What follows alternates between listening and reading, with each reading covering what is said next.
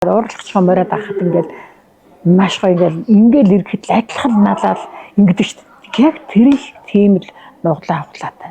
Хотын үед дэлхийн дуучинтай багш барилдана гэдэг бол миний хувьд бол хамгийн хавшаантай.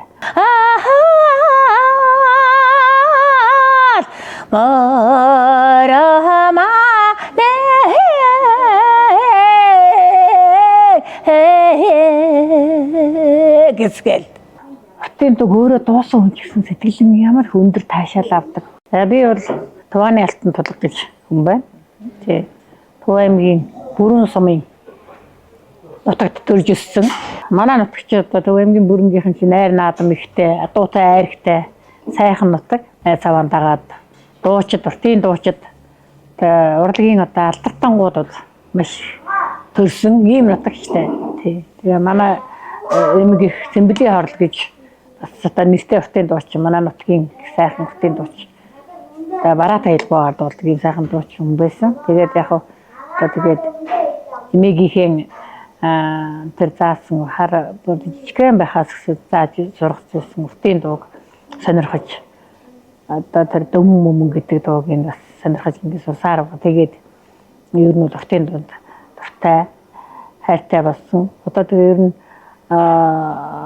Монгол төмний одоо энэ зан шилжин бол одоо энэ малаж хуй тий хурдан морь адуутай айрагтай тэгээ байгаль орчин сайхан тэгээ тэр бүтэйгээ холбоотой олон улсын давтан дээр Монголын энэ асар их өв соёл тэр дээр үеэс одоо нэг чирхэлсэн өв соёлыг өнөөдөр бид нар өөрснөө тэгээд тэрнийг одоо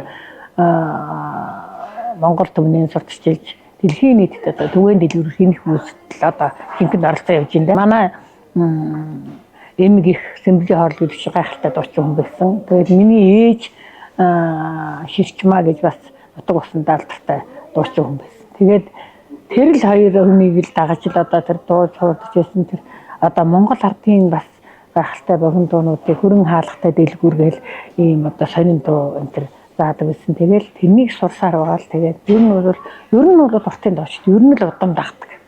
Урлагийн томоохон арга хэмжээнүүд багтаа оролцож байсан. Тэгээд тэр наадмууд бас үр дүнтэй том алтан медалийн авч ийнэ тэгээд шагнал мөнгөтэй ингээд. Тэгээд тэр урамшуул маань явсаар байгаад одоо тэгээд сүүлд Улсын хөгжлийн дээд сургуулийн дуулаачаа ингээд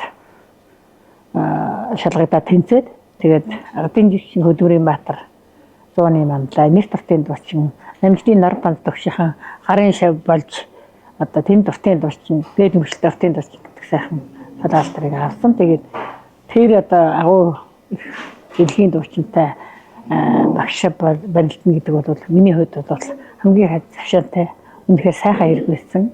Тэр үед чинь дээд мөрөлттэй дуртын дуучин бол хараахан төгсөөгүй байсан юм бэл. Тэгэхээр хамгийн анхан Монголд одоо дээд мөрөлттэй уртын дуучин гурван одоо оюутан төгсчихлээ. Яг нь сургууль төгсөхдөө бол нэг тийм элит мундаг одоо уртын дуучин бас төгсчдөг юм бэлээ. Би ер нь хамгийн ойл нь манай толго гайл миний багш та намайг тэгдэгсэн тэр гурван шавнар дотроос толго мэдээ муухан гэж сүүлд сургуулаа төгсөөд хөлийн цэргийн дуучгийн чуулгат анх одоо багш минь өөрөө гараасаа хөтлж авчиж өгч байлаа. Тэн дуу бол үнэхээр гайхамшигтай шавхадшгүй Монгол төмний одоо бахархал Монгол төмний одоо их том өв соёл олон жилийн түүхтэй тэр хол газраас тээжсэн юм агуу юм. Өнөөдөр улам өнгөжин авч улам хүчээн авч одоо уртын дуучид өнөөдөр ямар болж хэд болж байна та үдэд мэдж байгаа ш тийм ээ.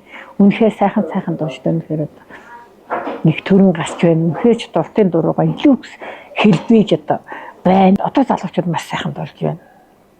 Хой бүр ялгаж салгад дуулж байна. Төв халахаар нь бол ингэн бараат айлгуугаар нь бол ингэн гэх юм уу. Одоо тий зүүн аймагт нь юм байна. Баруун аймаг айлгуугаар нь одоо ийм бол ийм одоо бүр мэрэгжлийн өндөр түвшинд одоо баны залуучууд очиж тэр явсаар байгаа одоо өнөөдрийн сайхан хөгжил залуучууд үнэхээр сайхан дуулж байна л да. Уртын дууг сонсно гэдэг бол маш гайхамшиг юм да. Уртын дуугаар хичээлэл сургууль бас их гайхамшиг юм да. Тэгэхээр Монгол төмний агуу уртын дуу бол үеийн үед хойчийн хойд одоо улам дэвжин дээшлэж, улам төгөн дэлгэрч, улам одоо сайн сайхан хөрөх болтгой л гэж хэлье да.